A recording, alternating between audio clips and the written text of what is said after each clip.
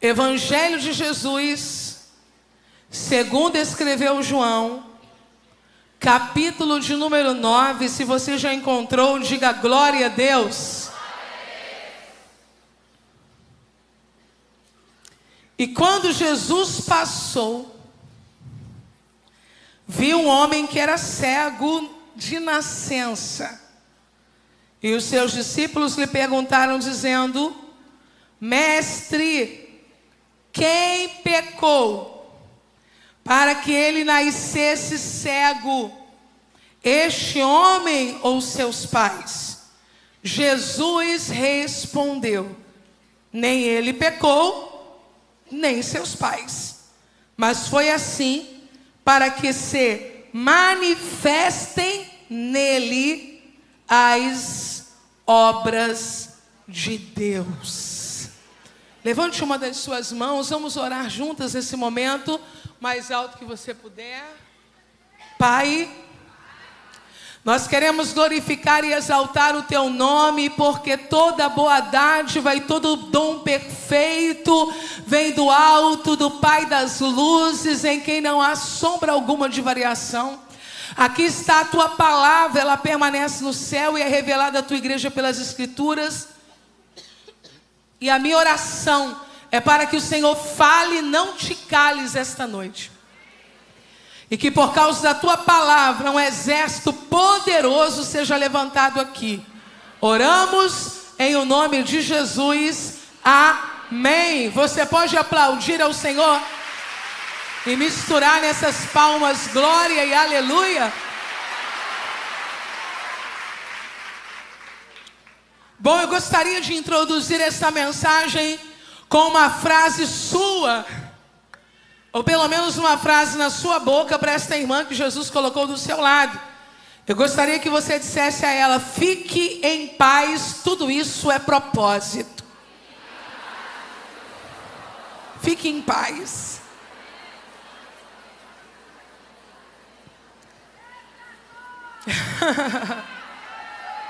Fique em paz. A narrativa de João sobre o Evangelho de Jesus é uma narrativa muito pulsante, muito viva, porque João é essa pessoa pulsante, viva, analítica, falante, emocional, sentimental. E João está contando aqui um milagre que Jesus realizou.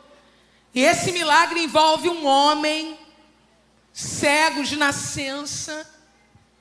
E é, no mínimo, curioso que no mesmo versículo apareça a impotência desse homem e a ação de Jesus na mesma vertente.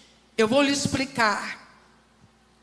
O texto sagrado diz: e passando Jesus, viu um homem cego de nascença. O verbo ver, nunca conjugado na primeira pessoa por esse homem, está sendo conjugado por Jesus. O homem não vê, mas Jesus o viu. Porque o que não sou não impede Jesus de fazer ou manifestar em minha vida o seu poder, justamente na área da minha maior ineficiência. Algumas pessoas vão passar a vida inteira tentando esconder o que não têm, o que não são, o que não podem, sem refletir que na maioria das vezes este é o grande diferencial para o que Jesus deseja realizar na sua vida. Ali sentado está um homem que não vê, mas Jesus o viu.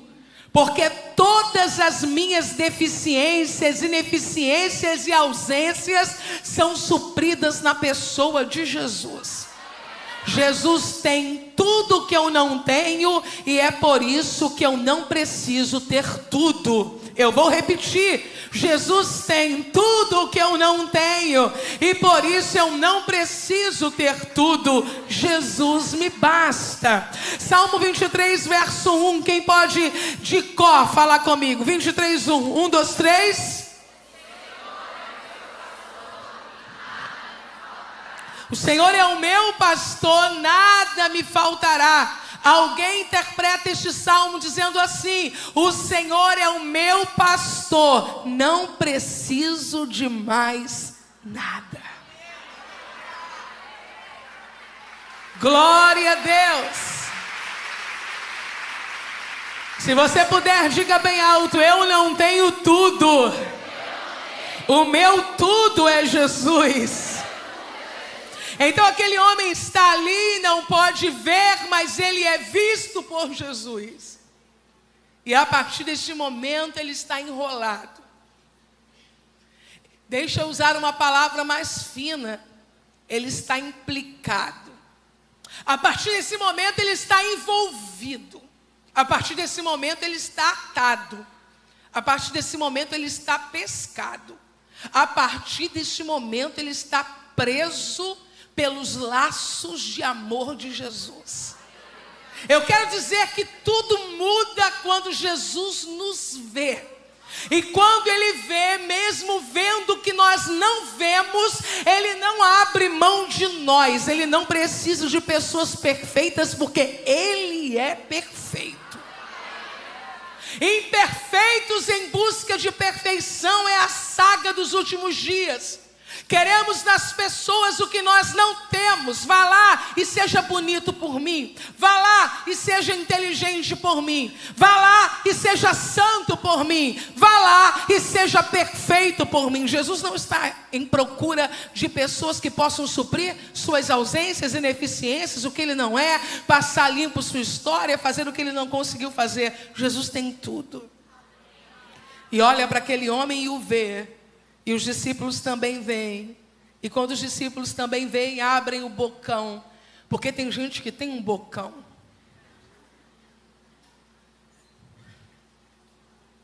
Rabi, mestre, quem pecou? Este ou seus pais para que nascesse cego? Há uma certa insensibilidade em algumas perguntas, já percebeu? Simplesmente pessoas que não lhe conhecem olham para você e dizem: você não tem filhos? Por quê? Ou ainda, não casou? Fez uma cirurgia? De quê? Fulano de tal em sua família morreu? Como?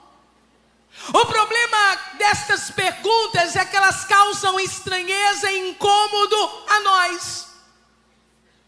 Porque além de vivermos o que estamos vivendo, precisaremos lidar com a ideia de ouvir perguntas que não queríamos ouvir. Mas eu quero lhe dizer que todas as vezes que fizerem perguntas constrangedoras a você, Jesus saberá respondê-las melhor do que você. E deixa eu lhe dizer outra coisa que está ardendo em meu coração esta noite. Algumas pessoas estão provocando o nosso milagre e nem sabem disso. Eu vou repetir o que eu acabei de dizer agora, com outras palavras. Pare de sofrer pelas perguntas inconvenientes. Elas estão aparecendo para que Deus seja glorificado também por meio delas. Houve um dia que Davi estava passando uma fase desafiadora da sua vida. Todos aqui conhecem Davi, diga eu. Davi havia sido traído pelo filho, estava passando pelo caminho das oliveiras, com os pés descalços, com a mão na cabeça, chorando, e um homem olhou. Aquelas pessoas que acordam de manhã e não tem nada para fazer, e dizem: hoje eu vou lá olhar a vida de quem está sofrendo. E o nome desse homem é Simei. Para você não esquecer, diga bem alto: Simei. Simei olhou e quando ele viu Davi choroso, triste, descalço, com a mão na cabeça, reino dividido, o filho fazendo tragédias, ele intentou no seu coração: vou lá piorar um pouquinho a vida dele. E foi. E começou a gritar assim: homem de sangue, homem de Belial. Vou parafrasear, tá bom? Bem feito. O que você está vivendo é porque você foi desleal com a casa de Saul. Alguém aqui conhece a história de Davi? Nem que seja um pouquinho, faz assim. Qual foi o momento que Davi foi desleal com Saul? Nunca. Mas existem pessoas que só esperarão o dia do nosso sofrimento para tentar piorar o nosso sofrimento. O que elas não sabem é que isso pode ser tudo que nós precisávamos para Deus decidir algumas coisas de forma definitiva ao nosso respeito. E Davi entendia isso. Os homens de Davi, quando olharam aquela situação, aquele homem chato, perturbado, perturbando ainda mais quem já estava perturbado, eles olharam e disseram: Davi, nós vamos parar esse homem agora. Nós vamos arrancar a cabeça desse cão morto. Eles eram nervosos. Vamos arrancar a cabeça desse cão morto. E sabe o que Davi disse? Porque Davi é um homem que tem experiência com Deus. E a gente precisa ouvir quem tem experiência com Deus. Deixa que ele me amaldiçoe.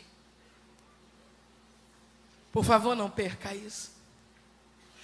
Deixa que ele me amaldiçoe, porque foi Deus quem disse: amaldiçoa Davi. Vou lhe explicar, a cultura judaica antiga não compreende, não acessa, não cogita a possibilidade do diabo estar governando coisa alguma. Se está me aplaudindo é Deus, se está me apedrejando é Deus, se está dando certo é Deus, se está dando errado é Deus.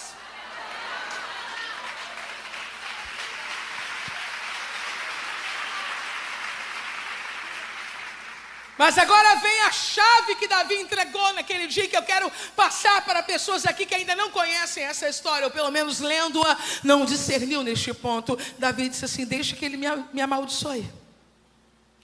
Porque quem sabe, aí está o ponto, Deus não verá isso e me dará hoje uma grande bênção.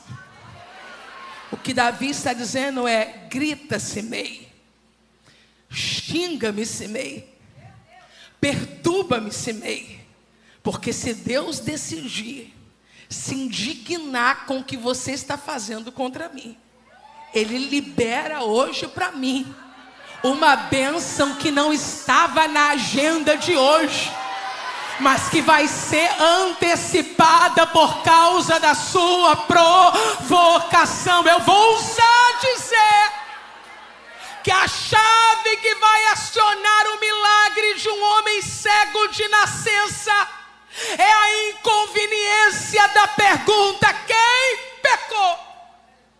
Jesus diz: nem ele, nem seus pais. Isso aconteceu. Não, você precisa redobrar a sua atenção agora. Jesus está dizendo, quando ele estava na vida uterina, quando ele estava em formação, na hora dos olhos, é isso que o texto está dizendo: eu e meu pai não deixamos que o globo ocular, os olhos, tivessem funções normais como de outros indivíduos.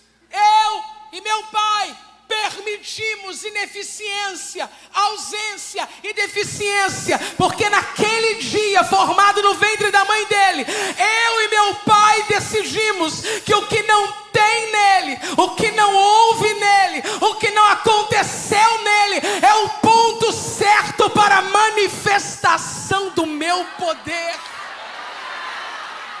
Você vai sair desta conferência entendendo que o que aconteceu na sua vida passou pela soberania divina, para que você chegasse aonde chegou, sendo quem você é, para viver o que Deus preparou para esse tempo. Pare de culpar seus pais, sua família, quem negligenciou, quem não fez, quem não participou. Nesta noite eu quero te convidar a fazer as pazes com a tua infância, fazer as pazes com a tua história, fazer as pazes com a tua vida uterina. Porque ainda que alguém não tenha te guardado, Deus não estava lá. Ora, se Ele estava lá, todas as coisas juntamente cooperam para o bem daqueles que amam a Deus. Aleluia. Pegue na mão dessa menina super de Deus que está do seu lado e diga a ela: eu também não entendo tudo, mas confio totalmente Eu também não entendo tudo, mas confio totalmente.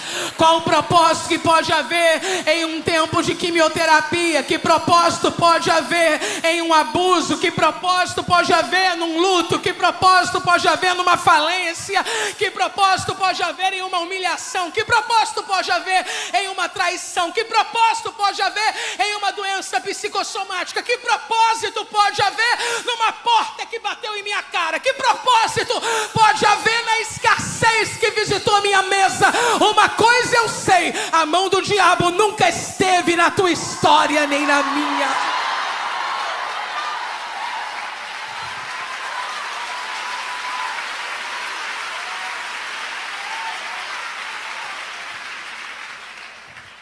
Desde o útero, ausências, ineficiências e deficiências estavam no plano perfeito de Deus. Eu vou repetir: desde o útero, ausências, ineficiências e deficiências estavam no plano perfeito de Deus. Ou eu creio nisso, ou não poderei crer em mais nada. Deus está plenamente no controle.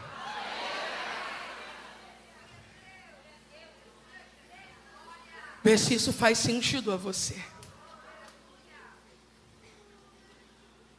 Antes que saísse do ventre te conheci.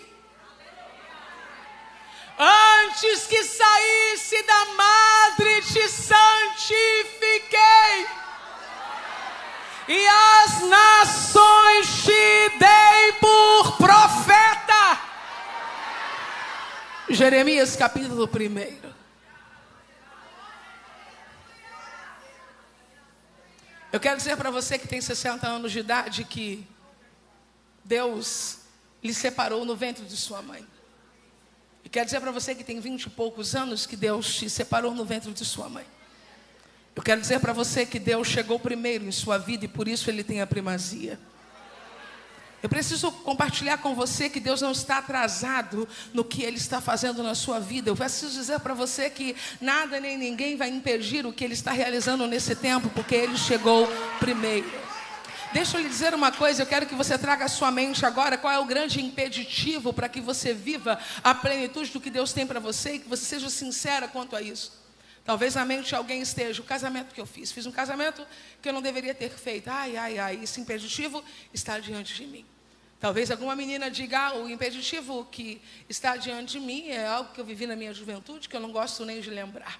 Outra vai dizer: não, o impeditivo que está diante de mim é desde criança. Eu me enxergo nessa condição, lutando em questões relacionadas à minha sexualidade desde que sou criança. Aí a outra vai dizer: não.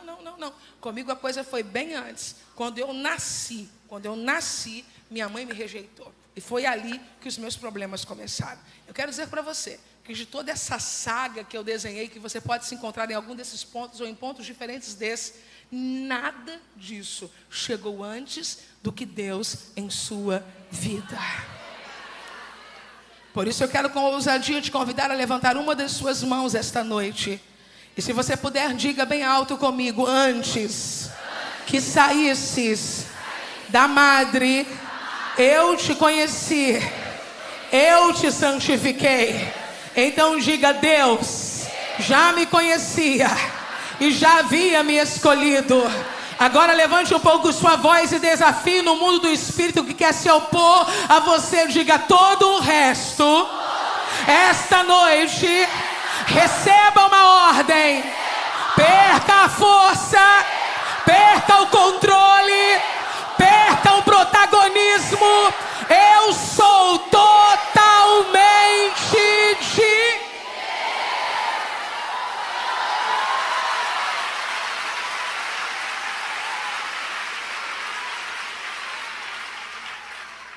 Jesus cospe no chão. Eu sei que parece esdrúxulo, parece sujo, mas não é.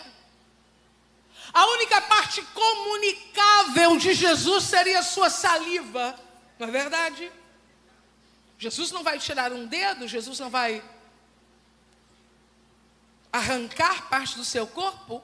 Perceba que mesmo um pelo ou um cabelo de Jesus não teria aderência Mas a saliva, embora pareça esdrúxula para a gente, é a parte de Jesus que está agora lançada para fora dele. Misturada à terra. E a gente conhece essa misturinha. Sim ou não? Não é a primeira vez que o Criador faz uma misturinha para fazer uma coisa boa. Olha para mim.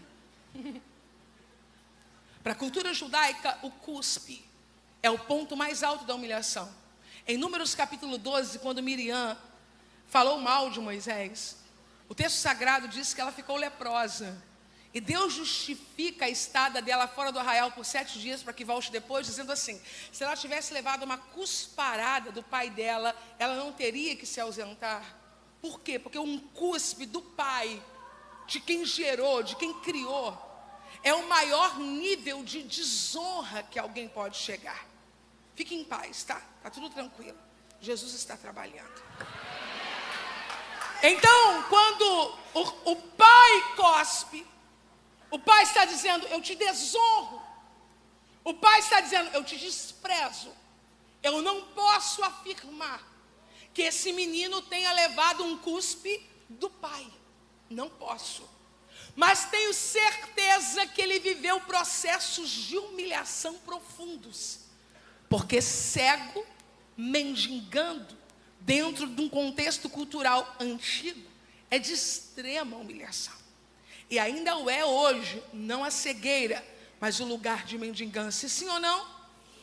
Então, quando Jesus cospe, Jesus está sarando para começar o processo de humilhação e desonra.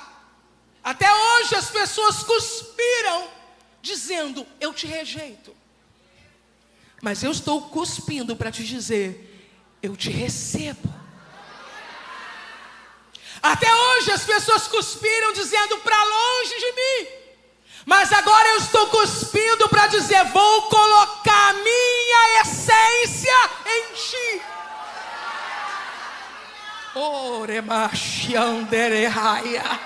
Quando Jesus cospe, ele faz uma pomada, diz a pastora Joyce Maia. É uma pomada que Jesus está fazendo com cuspe e com areia. O que até hoje para você foi rejeição, você vai ver como aceitação.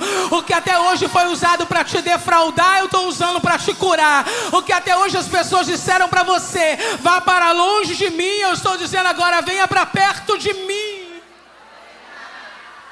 Porque se o teu pai terreno cospe, ele te desonra. Mas se o teu Criador cospe, ele te aproxima. Quando ele fez aquela pomada, passou nos olhos do cego. Oh meu Deus! E disse mais ou menos assim para ele: vai andar.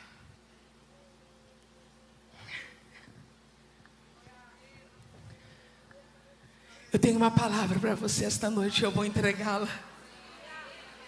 Vai andar.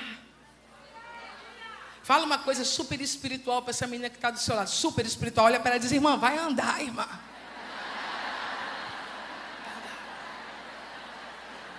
Ó, Jesus passa a pomada e diz: vai andar. Jesus compartilha a natureza dele e diz: vai andar. Jesus coloca o símbolo da desonra no lugar de honra e diz: vai andar. Porque quando ele diz vai andar, ele está dizendo: participa do que eu estou fazendo nesse tempo.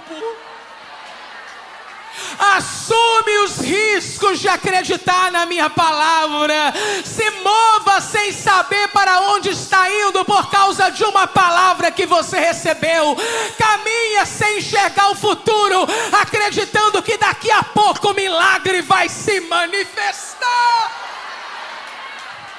Nem todas as meninas saem de uma conferência enxergando, mas todas elas saem habilitadas para andar. Jesus começa a fazer milagres, não quando eu vejo, mas quando eu ganho coragem para tirar o pé do chão e sair do lugar.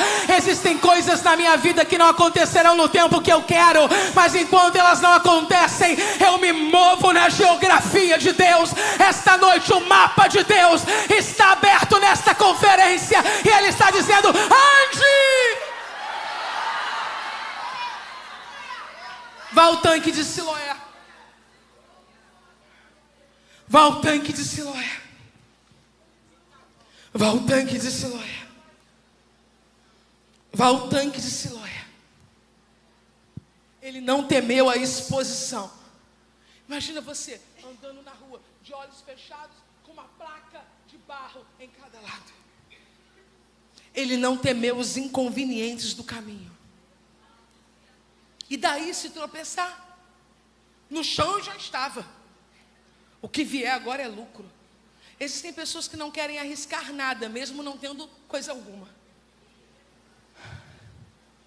Existe uma certa hora da vida que precisamos abrir mão de uma falsa segurança para acessarmos uma verdadeira. Jesus disse: vai, lava-te no tanque de Siloé, que significa o enviado. O enviado enviou o moço para o tanque do enviado. E quando ele chegou lá, ele fez o que o enviado disse. E o texto disse: voltou vendo.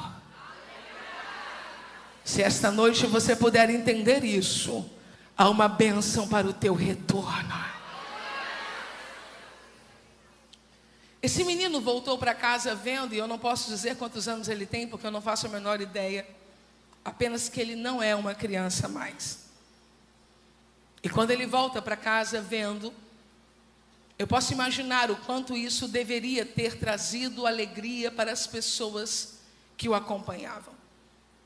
Eu quero esta noite fazer uma recapitulação com você, para que você entenda exatamente em que ponto estamos. Esse homem tem uma ineficiência, uma deficiência, uma ausência. Jesus diz que isso sempre esteve dentro de um propósito, que aconteceu para que se manifestasse nele as obras de Deus. Jesus agora compartilha parte da sua essência, do que ele mesmo é, com este homem. Este homem ouve a voz de Jesus e vai lavar-se no tanque de Siloé, mesmo com os riscos do caminho, mesmo com a possibilidade de tropeços, quedas e de mais perguntas inconvenientes. Mas deixa eu dizer para você que existem algumas coisas na nossa vida que Jesus está dizendo: será a última vez. Faça, suporte, porque será a última vez. E quando ele volta vendo. E o versículo 8 me assusta, me perturba, mas também me consola e me aquieta. Por quê? Para a gente saber que isso faz parte. Então os vizinhos e aqueles que dantes tinham visto que era cego diziam: não é este aquele que estava sentado e mendigava? Para você não esquecer nunca mais, diga bem alto: eles tinham visto que ele era cego. Ora, se você está diante de alguém que teve uma dificuldade qualquer na vida, desafiadora, profunda, e essa pessoa aparece diante de você restaurada, qual é a sua atitude natural? Celebrar. Eu preciso dizer para você que Jesus está fazendo uma coisa boa e linda na sua vida, mas que você terá que ter autocontrole para suportar as pessoas que não saberão celebrar isso.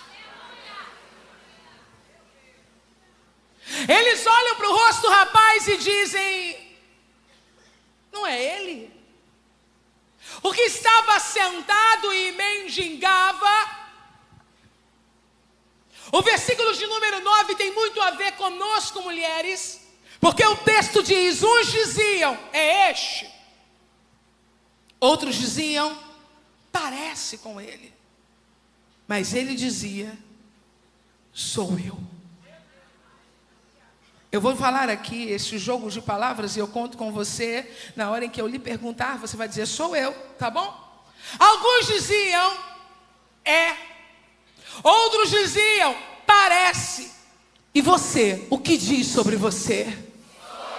Talvez seja esta grande cura nesse processo que estamos vivendo. Não nos tornarmos mais dependentes do que as pessoas dizem, mas do que nós já sabemos que somos por causa da graça maravilhosa de Deus. Existem pessoas que vão reconhecer quem você é. Dê glória a Deus por isso. Eu vou repetir, existem pessoas que vão reconhecer quem você é. Dê glória a Deus por isso. Existem pessoas que não vão reconhecer quem você é. Dê glória a Deus por isso. A única coisa que você não pode esquecer é que você deve saber quem você é.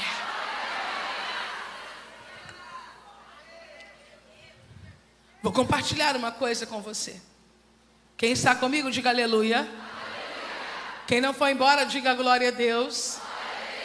Os habitantes da ilha de Malta não sabem nada sobre você. Eu vou explicar o que eu estou dizendo nesta frase. Os habitantes da ilha de Malta não sabem nada sobre você. Pare de ser dependente do que dizem para você acreditar em quem você é. Você não é escrava de opiniões, nem de aceitação, nem de rejeição.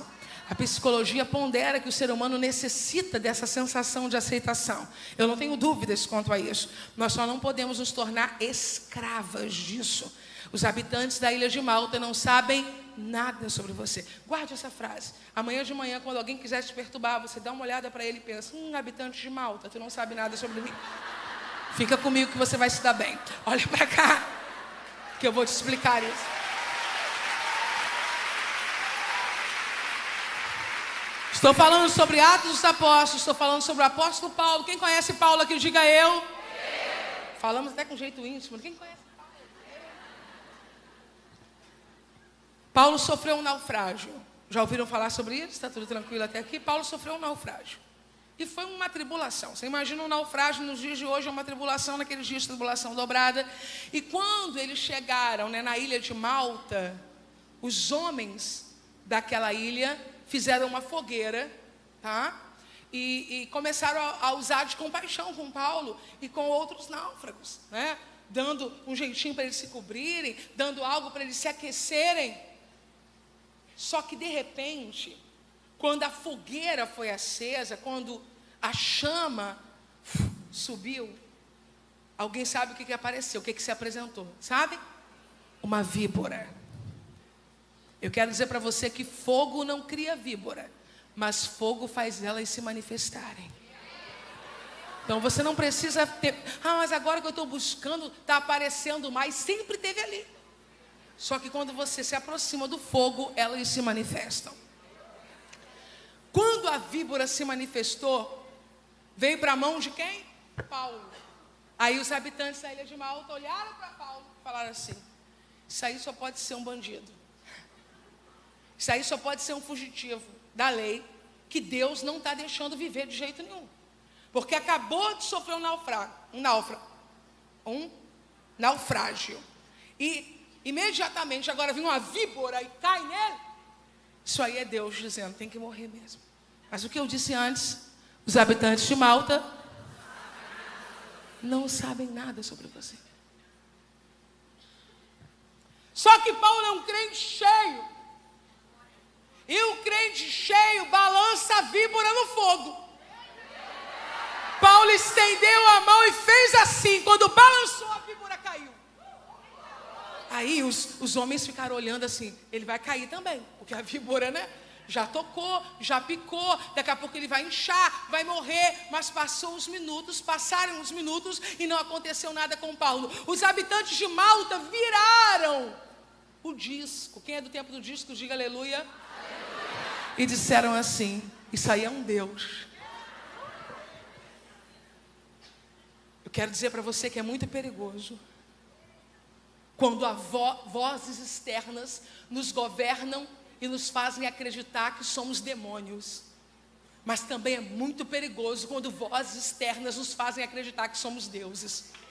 Nós não somos nem uma coisa nem outra, porque os habitantes da ilha de Malta não sabem nada sobre nós. O que nós somos? Sobreviventes dos naufrágios. O que nós somos? Sobreviventes dos ataques das víboras. O que nós somos? Mulheres guardadas por causa de uma promessa.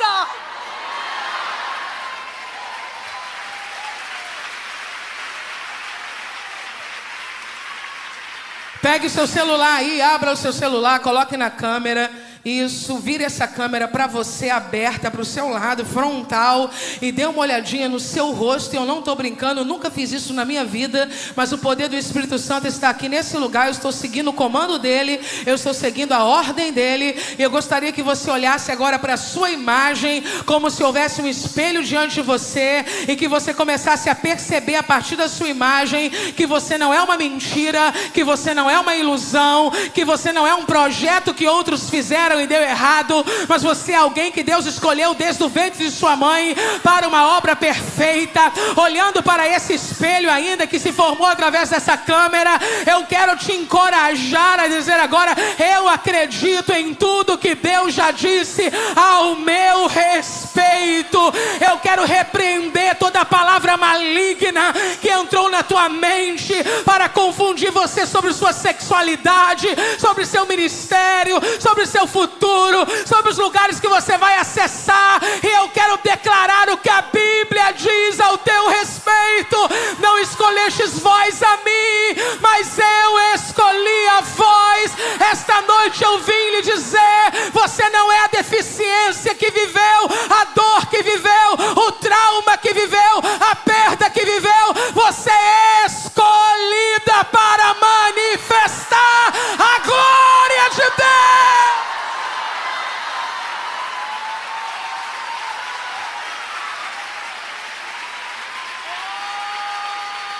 Abra sua boca e comece a dizer glória. Abra sua boca e comece a dizer aleluia. Se Jesus já te deu línguas estranhas, abra sua boca e fale as línguas que os demônios não falam. Fale a língua que os religiosos não falam. Fale as línguas que Jesus deu para a igreja.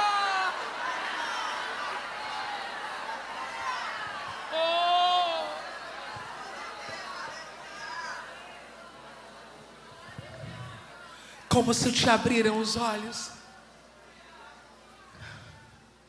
Como se te abriram os olhos. Quero pedir o auxílio aqui de um tecladista da igreja. Como se te abriram os olhos. Não seria o caso de se alegrarem primeiro? Uau! Você vai ter que aprender a responder. Porque existem momentos na nossa vida que a ordem de Jesus é: fique calada. Mas existem momentos que a ordem de Jesus é: fale. O menino não era crente, o menino não era discípulo de Jesus, o menino nem sabia direito quem era Jesus. Mas quando perguntaram a ele: como se te abriram os olhos? Ele soube revelar o trajeto, o caminho do milagre. Ele disse: o homem chamado Jesus fez lodo, untou meus olhos e disse-me: vai ao tanque de Siloé e lava-te. Então fui, lavei-me e vi. Jesus está te dando uma resposta hoje para os curiosos. Fui, lavei-me e vi. Fui, lavei-me e vi. E como você foi curada? Fui, lavei-me e vi. Mas você não era tímida e agora está aí falante, fui, lavei-me e vi. Mas você não guardava dores e angústias e tinha situações que você não conseguia perdoar há mais de 10 anos? Sim, fui, lavei-me e vi. E por que agora você está se sentindo tão especial? Porque fui, lavei-me e vi.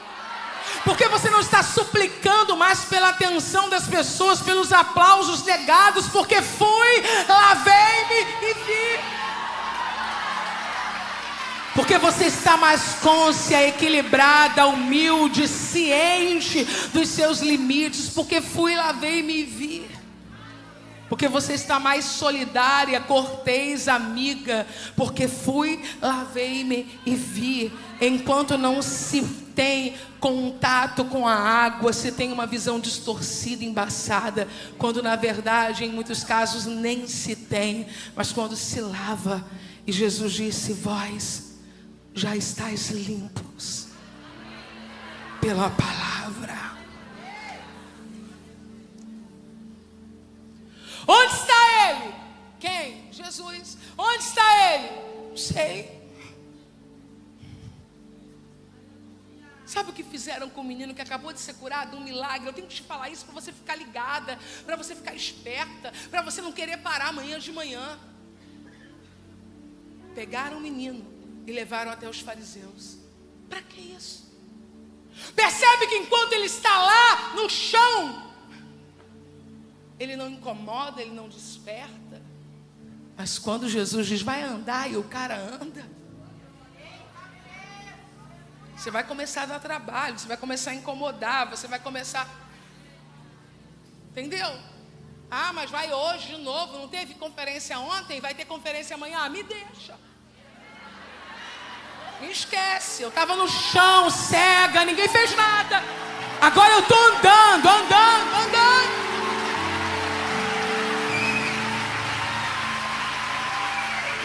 Pegaram e levaram até os fariseus. E os fariseus, olhando para ele, disseram que os outros já tinham dito. Como é que você está vendo? E era um sábado, né? Só que Jesus já tinha dado a resposta a ele. Vocês lembram da resposta que Jesus colocou no coração dele? Fui, lavei-me. Vamos juntas? 1, 2, 3. Fui, lavei-me. Quando um monte de chato de plantão perguntou como é que foi, ele disse, fui, lavei-me e vi. Agora ele está numa instância superior, diante de religiosos, mas o discurso é o mesmo. Porque quando você aprende a responder, o setor, a área, o lugar, não lhe aperta, não lhe oprime a ponto de alterar as suas convicções. Você tem uma fala fechada, você tem uma fala quadrada, você tem uma fala que eu já sei o que eu tenho para responder. Isso aí eu respondo para quem quer ouvir, para quem não quer ouvir, para quem está preparado para ouvir. Fui, lavei-me e vi.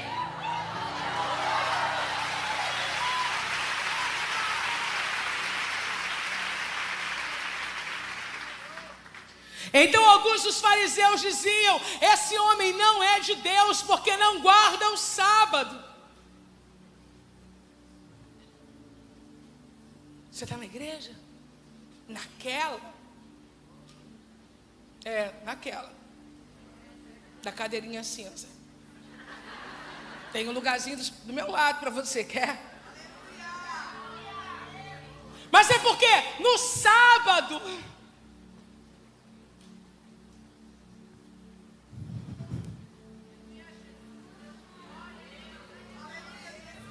Como pode um pecador fazer sinais? E começam a discutir. Mas quando olham para o menino, e tu, o que dizes sobre ele? O menino disse, é profeta.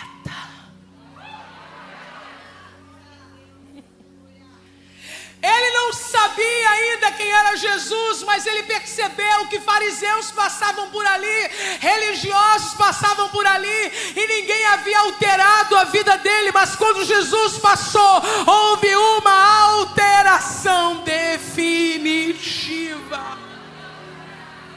Viraram para os pais dele e perguntaram, esse aqui é seu filho, não é? Ele nasceu cego, como é que ele pode estar vendo agora? E os pais respondem, é nosso filho. Nasceu cego, mas nós não sabemos o que aconteceu. Eu quero que você vá até o versículo 22, onde nós estamos concluindo. Por favor, não perca isso. Olha o que está escrito. Seus pais disseram isto porque temiam os judeus, porquanto já os judeus tinham resolvido que se alguém confessasse ser ele o Cristo, fosse expulso da sinagoga. Os pais estão vendo um menino que foi cego desde sempre, cego de nascença, enxergando. Quem é mãe aqui? Levante a mão. Quem é mãe? Imagine você vendo o teu filho acessando o impossível. Imagine você vendo o teu filho fluindo numa área que ele nunca fluiu. E quando alguém pergunta para você quem fez isso, você diz, não sei. Pergunta para ele, porque tem medo de perder um lugar dentro da religião. Eu quero dizer para você que existem lugares que é um privilégio ser expulso deles. Eu vou repetir, existem lugares que ser convidado a sair é uma honra. Eu vou repetir, existem listas que não entrar nelas é mimo de Deus. Eu vou repetir, algumas vezes é melhor ser esquecido do que ser lembrado. Eu não quero estar em ambientes onde a minha fé é atacada, onde a minha fé é destruída, ameaçada. Eu quero estar entre aqueles que acreditam. Meu Deus.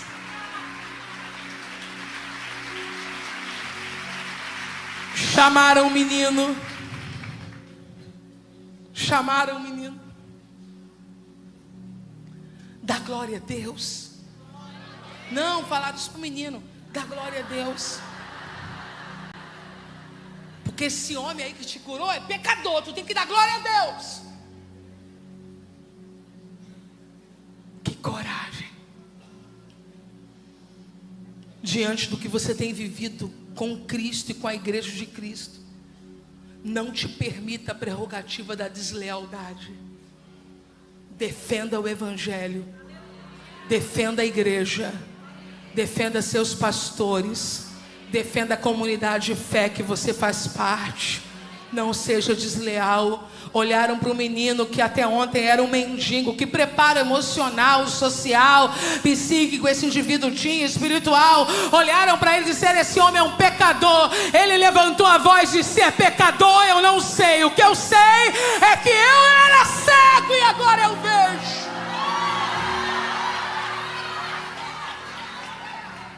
Será que não está na hora de responder? Ah, porque tem um pessoal lá na sua igreja que é meio assim, né? Ah, é que eu entro tão ligada no culto, amiga, que se é assim eu nem sei. Mas uma coisa eu sei, eu entrei cega lá e agora eu vejo.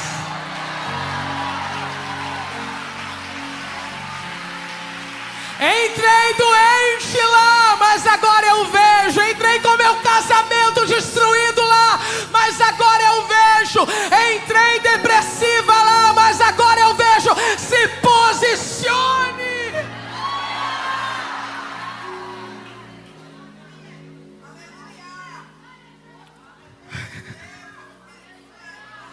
Fique de pé, que eu preciso te entregar isso em pé.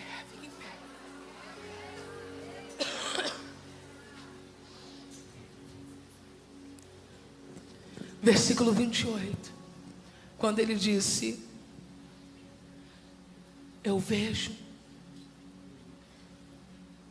Quando começaram a perturbá-lo, fazendo as mesmas perguntas, e ele disse: vocês querem ser discípulo dele?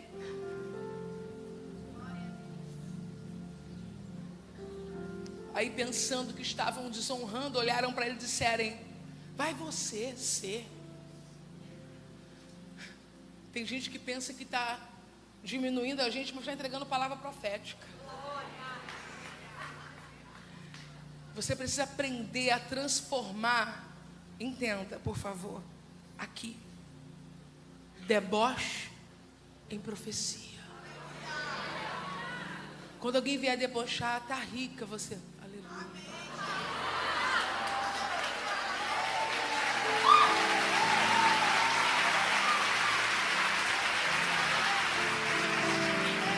É santa agora, né? Santa, santa. Glória a Deus. Eu falei para vocês que vocês vão descobrir que eu era sacoleira de 9 anos de idade. Eu contei em uma igreja esses dias que eu e minha mãe, né? Sacoleiras, um sol. Quem é da margem minha idade, né? De 40 a 60 ou até mais, vai lembrar. Eu tenho 47, vai lembrar dessa época, da frase que eu vou dizer. Um sol, a gente a pé com um saco na rua andando. Aí um engraçadinho abaixou o vidro: ê, vida boa. Vocês vão lembrar desta fala: Marajá. Isso é só para quem lembra, né? Do irmão Collor, Marajá. Tu imagina você com um saco na mão, sol na cabeça.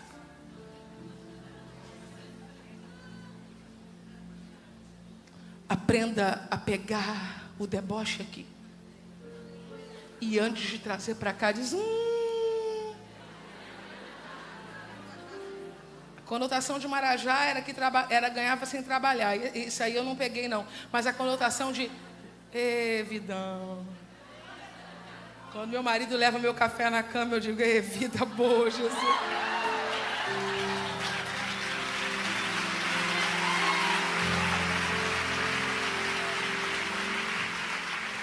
Eu vou concluir dizendo a você que aqueles homens pegaram aquele homem que havia sido curado e expulsaram ele.